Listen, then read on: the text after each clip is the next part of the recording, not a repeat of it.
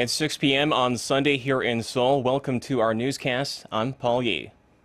Let's begin with the latest on inter-Korean issues, as South Korea will consider lifting a set of sanctions on the North, but only if Pyongyang agrees to resume long-stalled inter-Korean talks. The Seoul's Ministry of Unification said Sunday that Seoul will continue to seek inter-Korean exchanges and cooperation, but will keep the sanctions in place. The statement was made on the 5th anniversary of the sanctions Seoul imposed on Pyongyang after a torpedoed the South Korean Navy corvette Cheonan, killing 46 sailors. The North wants the sanctions to be lifted before dialogue can take place, but Seoul maintains that Pyongyang should first take responsible action for the attack.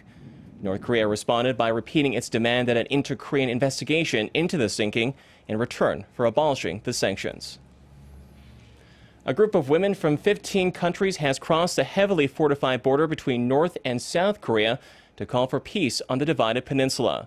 The so-called Women Cross the DMZ group, which includes Gloria Steinem and 2 Nobel Peace Laureates, marched from Kaesong along the Gyeonggi line through the demilitarized zone on Sunday.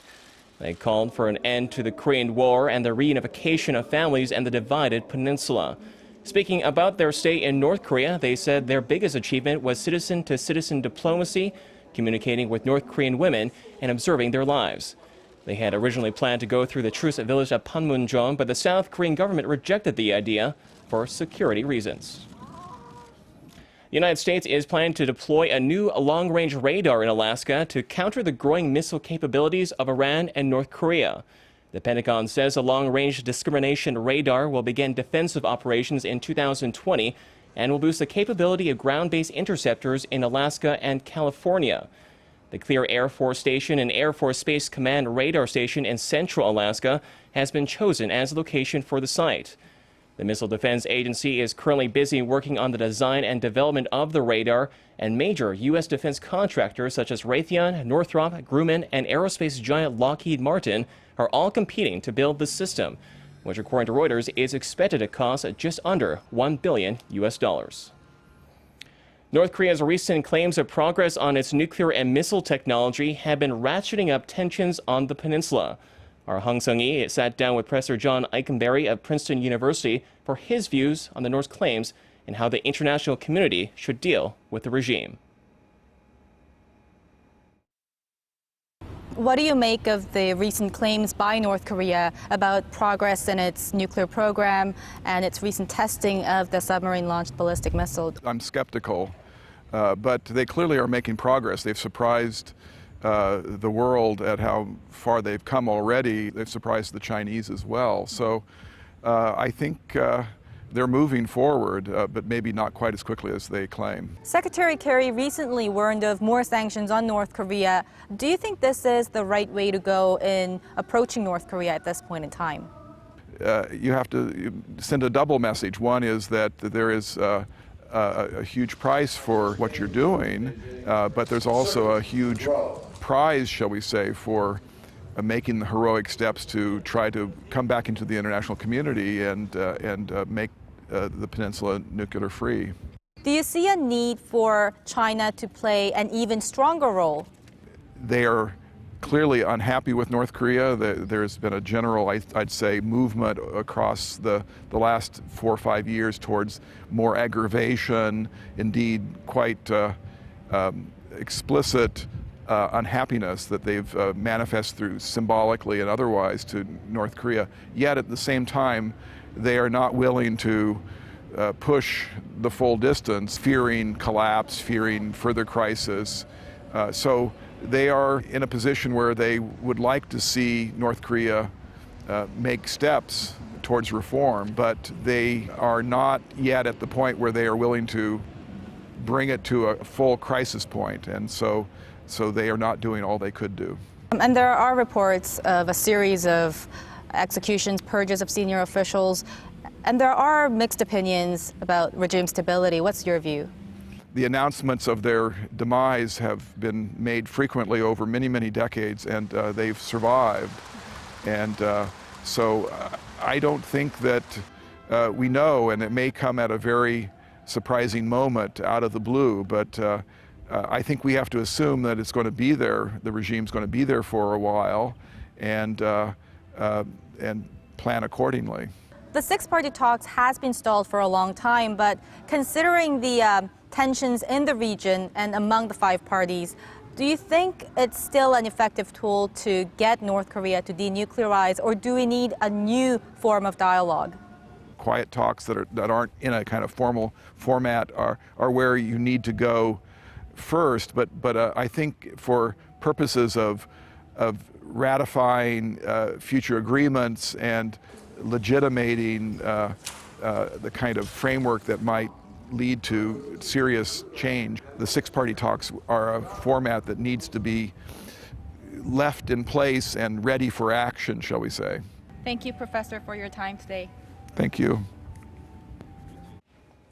South Korea's trade minister has expressed his regret about Japan's recent complaint to the World Trade Organization. Japan announced earlier this week that it would file a complaint with the World Trade Organization about Korea's import ban on Japanese marine products, which Korea imposed after the Fukushima nuclear disaster in 2011. The Trade Ministry said Sunday that Minister Yoon San-jik and his Japanese counterpart Yuichi Miyazawa discussed the issue on Saturday. The talks were held on the sidelines of the Asia-Pacific Economic Cooperation meeting in Boracay in the Philippines, and it is the first bilateral meeting of the two trade ministers in over 2 years. For foreigners living in Korea or Korean students studying abroad, transferring money can be quite a hassle at times. But now the government is pushing to cut through the red tape in the financial sector to make it possible to transfer funds across borders at institutions other than banks. Our Kwon So-ah gives us the details. Cross-border wire transfers made easier and cheaper. That's the government's plan. The Finance Ministry announced Sunday it will try to simplify the process of sending and receiving money to and from any place in the world by relaxing or eliminating certain regulations. Under the plan, companies in the security, insurance, and financial technology industries may soon be allowed to handle transfers. Currently, only banks are allowed to do so. The ministry hopes licensing the new companies will trigger a competition among them, leading to a reduction in transaction fees. Right now, a person has to pay roughly 50,000 won or $45 in transaction fees for a cross-border transfer of 1 million won, as the money has to pass through at least 3 different banks before reaching its destination. The ministry also hopes the competition will speed up transfer times, as it currently takes around 3 days for transfers to clear. Industry watchers say deregulation would especially give fintech businesses a chance to fulfill their potential, as the current regulations have kept them from expanding. For example, once they are given the green light, Korea's top messenger services will be allowed to let people send money across the world via mobile applications. This will be especially helpful for the roughly 1.6 million foreigners living in Korea and the more than 200,000 Korean students studying abroad. The government has yet to decide on the transfer limits for the new channels, but said it's not going to be a lot. A finance ministry official said that even though regulations will be relaxed, the government will step up monitoring on financial crimes to deter people trying to misuse the new rules. Kwon So-ah, Arirang News. Foreign residents in Seoul are giving the capital high marks for its living conditions. The Seoul Institute conducted a survey last October with 2,500 foreign nationals who live in the capital about their quality of life. The average grade for all topics was 69.9 out of 100. Chinese nationals gave life in Seoul the highest overall rating of 73.4, while Japanese residents gave the lowest at 56.7. The most highly rated aspect of life in Seoul was place of residence at 76 points, with communication earning the fewest points. Cost of living was the biggest point of dissatisfaction. Those surveyed said Korea is roughly 130% more expensive than their home countries, with Vietnamese nationals saying it's over 150% more expensive. The Americans, the British, and other European nationals said it's about the same. There are many reasons to get out in the city and into the countryside this summer. For many, eating fresh local traditional food is a big draw. Our Won Ji-hyun reports on a program to help foreigners get a true taste of Korea.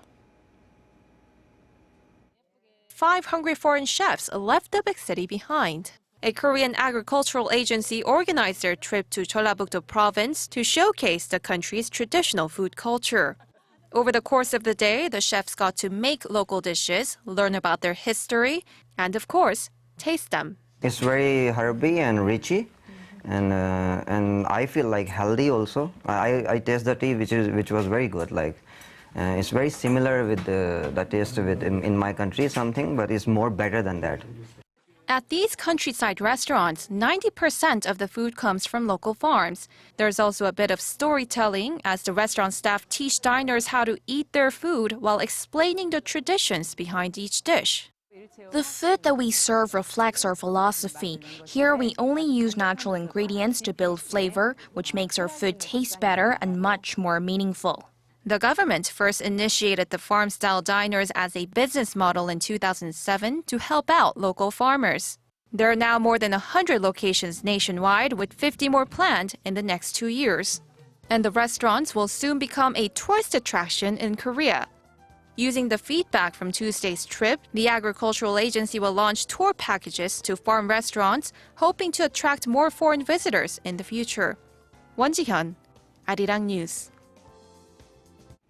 And in what is being hailed as a social revolution by some, the people of Ireland have backed same-sex marriage by a landslide. It's a dramatic social shift in the once deeply Catholic country, where just 2 decades ago, homosexuality was a crime. After one of the largest turnouts for a referendum in Ireland, 62.1% voted yes to marriage equality. Thousands of supporters flocked to Dublin Castle to celebrate after the historic announcement. The Archbishop of Dublin, Dermot Martin, called the result a reality check for the Catholic Church. He called it a social revolution and added the Church has a huge task ahead of it. And turning now to the weather, it looks like things will heat up for Buddha's birthday here in Korea. The mercury is expected to rise all the way to 29 degrees Celsius in Seoul, to 33 in Daegu, to 30 in Daejeon and Cheonju. Dry weather advisories expanded to more parts of the nation. The summery conditions with temperatures of 30+ degrees will continue through the week. Now let's check out the weather conditions around the world.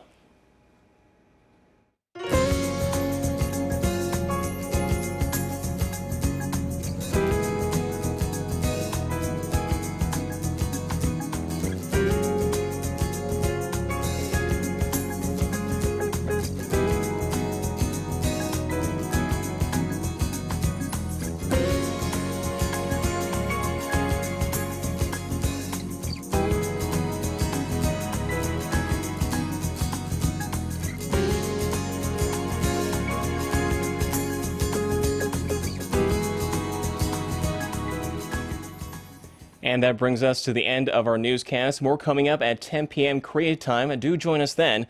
For now, thank you for watching.